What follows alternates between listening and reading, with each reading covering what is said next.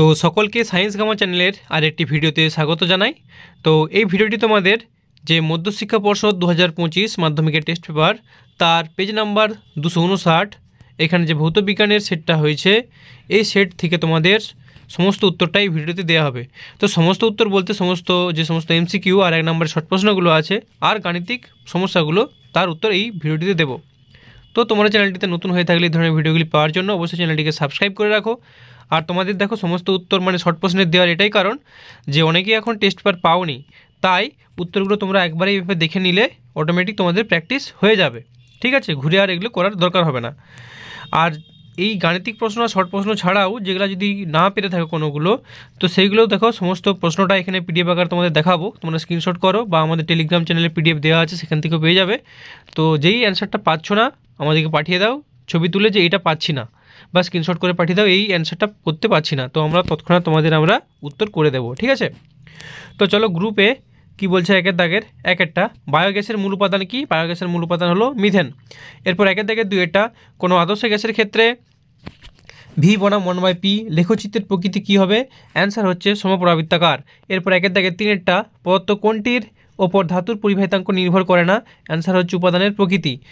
এরপরের প্রশ্ন, এরপর একের দাগের 4 পদার্থ রাসায়নিক সমীকরণ অনুযায়ী CH4 + 2O2, এখান থেকে পাচ্ছি আমরা CO2 + 2H2O। এবার বলছে 10 মোল CH4 পোড়াতে STPতে কত আয়তন O2 লাগবে? তো অ্যান্সারটা তোমরা দেখো, তাহলে দেখো 10 মোল জানতে চেয়েছে, তো কিভাবে করবে? তাহলে আমাদের বিক্রিয়া দিয়ে আছে দেখো CH4 + 2O2, আর এখানে আমরা CH4 কত পাচ্ছি? এখানে CH4 আছে কত? 1 মোল, এখানে CH4 আছে 1 মোল। জানতে কি চেয়েছে? STPতে কত আয়তন O2 লাগবে। তাহলে 1 মোলের জন্য O2 এখানে কত লাগছে? O2 এখানে লাগছে দেখো 2O2 মানে 2 × 22.4 লিটার, 2 × 22.4 লিটার O2 লাগছে। আশা করি এটা বুঝতে পেরেছো। তাহলে দেখো 10 মোল হলে কত লাগবে? 1 মোলে যদি 2 × 22.4 লিটার লাগে, তাহলে 10 মোলে কত লাগবে? 2 × 22.4 লিটার মানে কত? 44.8 লিটার। ঠিক আছে, 44.8 লিটার। তাহলে 10 মোলে কত হবে? 10 × 44.8 লিটার মানে হচ্ছে 448 লিটার। তো সঠিক অ্যান্সার ওই জন্য হবে 448 লিটার। কোনো অপশানটা এখানে ঠিক নেই, এটা যদি মিলিলিটারের পরিবর্তে এর অপশানটা লিটার থাকতো তাহলে এটা সঠিক অ্যান্সার হতো। আশা করি বুঝে গেছো। চলো এরপরের প্রশ্ন একের দাগের 5 কি বলছে দেখো, একটি বিন্দু আলোক উৎস একটি অবতল দর্পণের বক্রতা কেন্দ্রে স্থাপিত হলো, ওই উৎস থেকে দর্পণের আপতিত ও দর্পণ থেকে প্রতিফলিত রশ্মির মধ্যবর্তী কোণ কত হবে? অবশ্যই 180 ডিগ্রি। অনেকে ভুল করে দাও কিনা 0 ডিগ্রি করে দাও। দেখো একটা যদি কোনো দর্পণের উপর দেখো এইভাবে অবতল দর্পণের উপর আলো পড়ছে, ঠিক আছে, তাহলে ধরো এই সোজা আলোটা এসে পড়লো, ধরো প্রতিফলিত হয়ে কোন দিকে যাচ্ছে? না এই দিকে ধরো আসছে।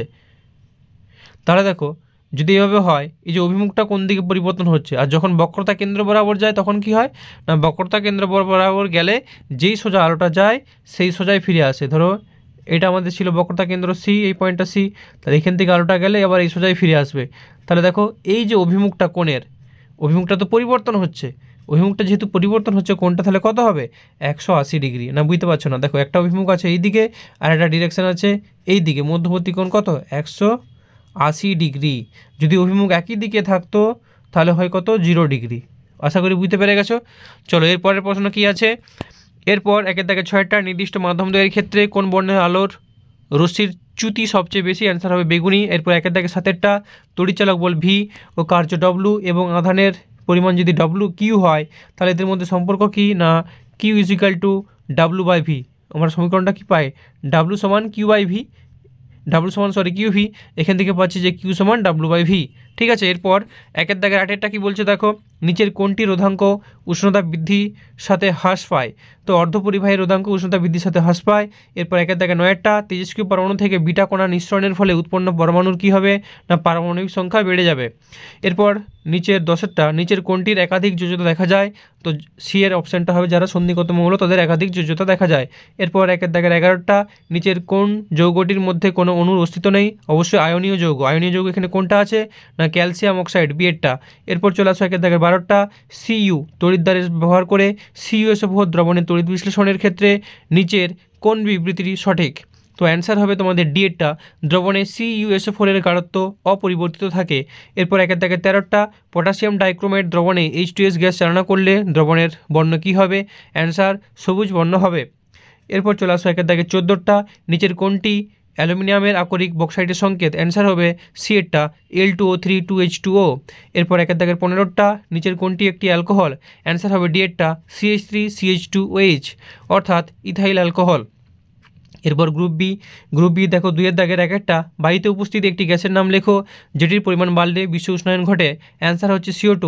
এরপর 2 দাগের 2টা কী বলছে দেখো, চার্লসের সূত্র অনুসারে ভি বনাম টি এর লেখচিত্রের প্রকৃতি কী হবে? অ্যান্সার মূলবিন্দুগামী সরলরেখা।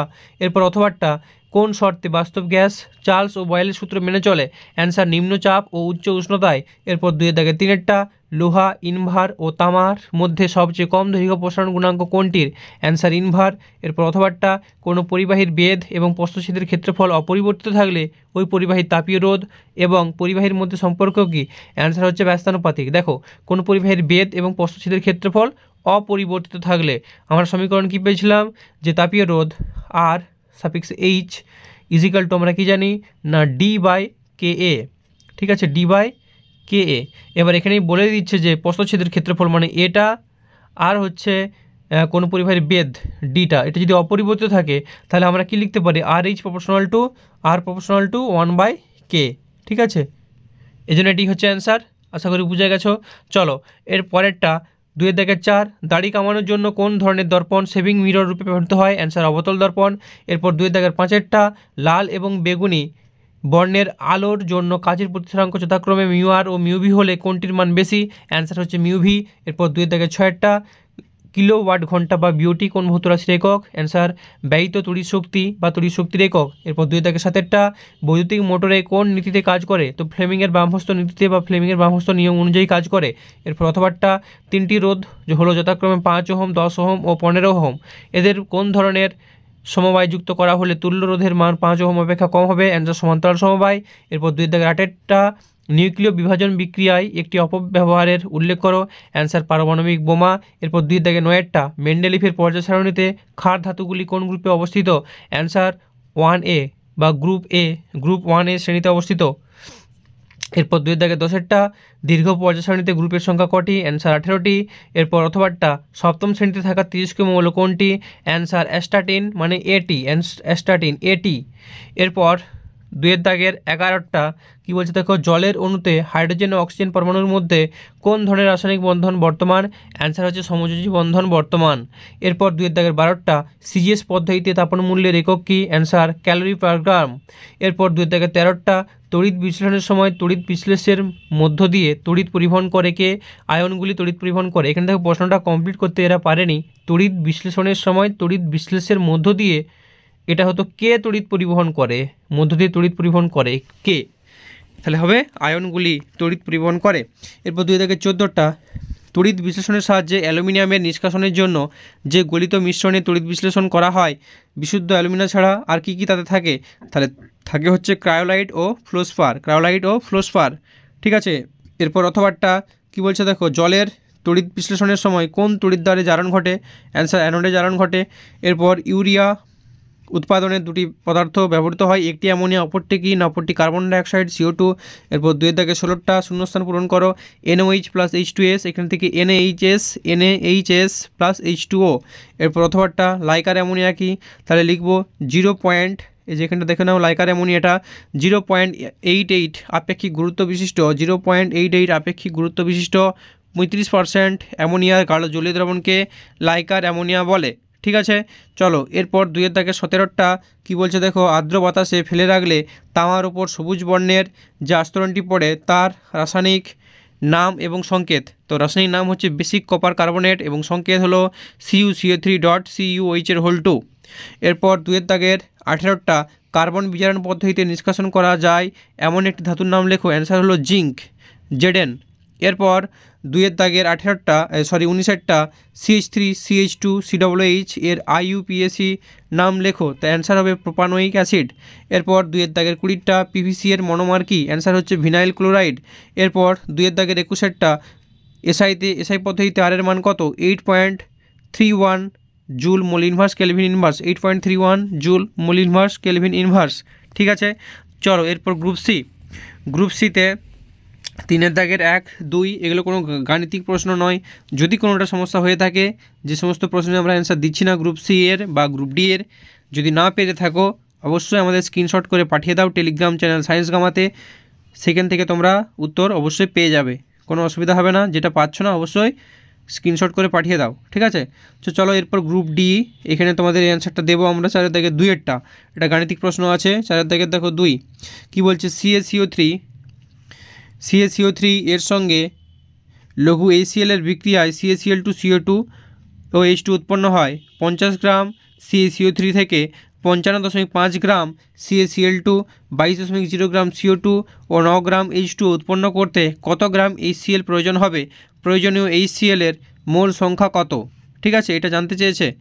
তাহলে তোমরা অ্যান্সারটা এখানে দেখে নাও। তাহলে লিখবো ভরের সংরক্ষণ সূত্র অনুযায়ী, এখানে উত্তরটা লিখবে যে ভরের সংরক্ষণ সূত্র অনুযায়ী আমরা বলতে পারি বিক্রিয়ক পদার্থের ভর সমান বিক্রিয়জাত পদার্থের ভর। তাহলে এখানে বিক্রিয়ক পদার্থ কে আছে? না CaCO3 আছে, CaCO3, আর কে আছে? না HCl আছে।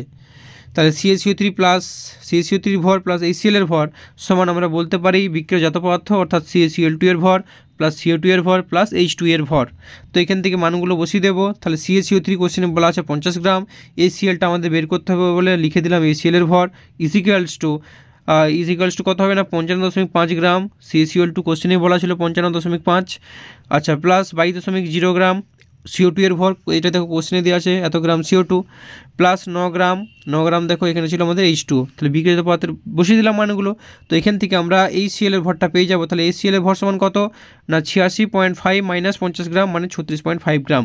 এখান থেকে আমরা একটা অ্যান্সার পেয়ে গেলাম। ঠিক আছে, খুব ইজি জিনিস। তাহলে লিখবো যেহেতু HCl এর আণবিক ভর সমান 1 প্লাস 35.5 সমান 36.5, অতএব 36.5 গ্রাম HCl মানে 1 মোল HCl।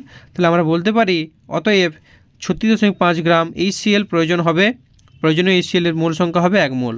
ঠিক আছে, দেখো বিক্রিয়া না লিখেও এইভাবে অ্যান্সার কিন্তু করা যাবে অতি সহজেই। এই জন্যই তোমাদের এভাবে করে দিলাম, শুধু ভরের সংরক্ষণ সূত্র অনুযায়ী অঙ্কটা করা হয়ে যাবে। ঠিক আছে, চলো আশা করি বুঝতে পেরেছো। চলো এর পরের প্রশ্ন কী আছে দেখে নাও। অথবাটা বাণিজ্যিক জিঙ্কে 35% ওষুধ দেওয়া আছে, এরূপ 50 গ্রাম জিঙ্কে অতিরিক্ত পরিমাণ লঘু সালফিউরিক অ্যাসিডের সঙ্গে বিক্রিয়া ঘটালে কী পরিমাণ H2 উৎপন্ন হবে? জিঙ্কের মানটা দিয়েছে কত? না 65.5 আর হাইড্রোজেন 1। তাহলে এখান থেকে অ্যান্সারটা তোমরা লিখবে, অ্যান্সারটা বাণিজ্যিক জিঙ্কে বিশুদ্ধতার পরিমাণ তাহলে কত? যেহেতু অশুদ্ধতার পরিমাণ যদি 35% অশুদ্ধ হয়, তাহলে বিশুদ্ধতার পরিমাণ কত হবে? না ওইটা মাইনাস হবে কত? না 35। তো 100 - 35 করলে পাচ্ছি আমরা 65%। ঠিক আছে, চলো এবার লিখবো এরূপ 50 গ্রাম জিঙ্কে জিঙ্ক বর্তমান কত? না 50 গুণিত 65/100 সমান 32.5 গ্রাম। ঠিক আছে, চলো এবার লিখবো রাসায়নিক সমীকরণ। তাহলে Zn প্লাস H2SO4, এখান থেকে পাচ্ছি আমরা ZnSO4 প্লাস H2। বিক্রিয়াটা লিখে নেবো। এবার অঙ্কটা লিখবো ওই নিয়মে। 65.5 গ্রাম জিঙ্ক থেকে হাইড্রোজেন উৎপন্ন হয় 2 গ্রাম, একে কত? 32.5 গ্রামে কত? তাহলে পাচ্ছি আমরা কত? না 0.99 গ্রাম। 0.99 গ্রাম, এটাকে প্রায় লিখতে পারি 0.99 মানেই হচ্ছে 1 গ্রাম। ঠিক আছে, কেউ যদি অ্যান্সারটা 0.99ও ছেড়ে দাও কোনো অসুবিধা নেই। ঠিক আছে, 1 গ্রাম না লিখলেও চলবে।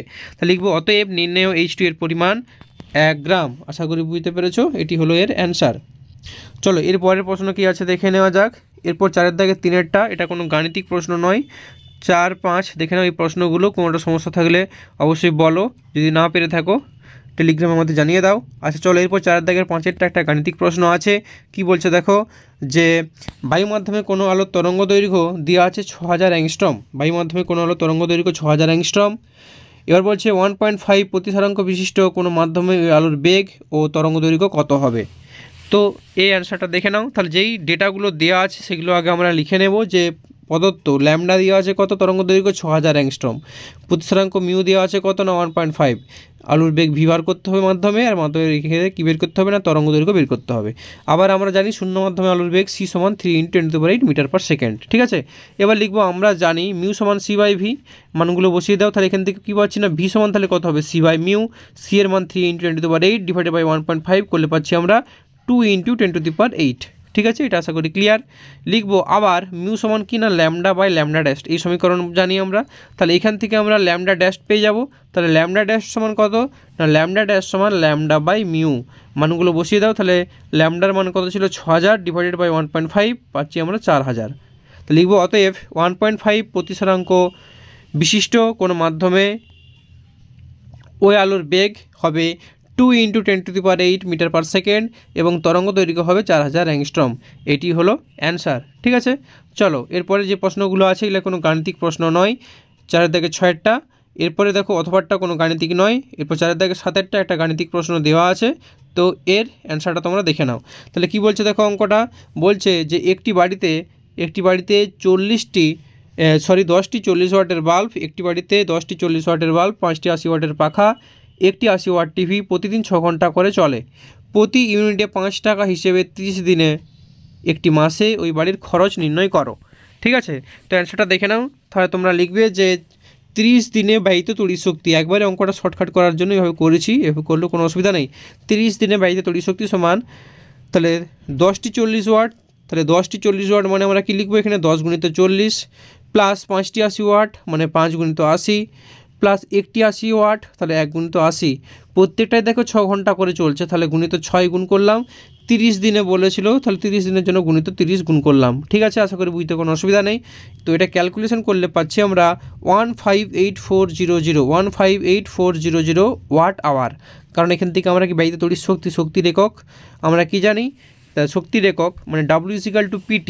ঠিক আছে, W সমান কত হয় না PT, তাহলে পিটা হলো কি না ক্ষমতার একক, ওই জন্য হলো ওয়াট, আর টিটা হচ্ছে সময়ের একক, ওই জন্য হলো আওয়ার, ওই জন্য ওয়াট আওয়ার। আশা করি বুঝে গেছো। এবার এই জিনিসটাকে আমাদের কিসে করতে হবে, বিওটি এককে করতে হবে, অর্থাৎ কিলো ওয়াটে করতে হবে। সেই জন্য কী করবো আমরা 1000 দিয়ে এটাকে ভাগ করে দেবো, 1000 দিয়ে এটাকে ভাগ করে দেবো, তাহলেই পাবো কত না 1000 দিয়ে ভাগ করলে 158.4 158.4 কিলো ওয়াট আওয়ার মানে 158.4 বিওটি একক। এবার ফাইনাল অ্যান্সার আমাদের লিখতে হবে। তাহলে কি লিখবো না অতএব প্রতি ইউনিটে 5 টাকা হিসেবে 30 দিনে খরচ হবে 158.4 × 5 টাকা সমান 792 টাকা। আশা করি বুঝতে পেরে গেছো, এটি হলো অ্যান্সার। চলো এরপর যে প্রশ্নগুলো আছে একটু দেখে নাও। 262 পেজ, এগুলো হচ্ছে এমনি প্রশ্ন, গাণিতিক প্রশ্ন কোনো নয়। দেখে নাও প্রশ্নগুলো, আর পড়ছি না। যদি কোনোটা না পেরে থাকো স্ক্রিনশট করে পাঠিয়ে দাও আমাদের টেলিগ্রাম চ্যানেলে, তোমাদের অ্যান্সার কিন্তু দিয়ে দেবো। তো যাই হোক, আজকে ভিডিওটা এই পর্যন্তই। যদি ভিডিওটা ভালো লাগে তাহলে ভিডিওটিকে অবশ্যই একটি লাইক করো, আর চ্যানেলে নতুন হয়ে থাকলে এই ধরনের ভিডিওগুলি পাওয়ার জন্য অবশ্যই চ্যানেলটিকে সাবস্ক্রাইব করে রাখো। ওকে, বাই।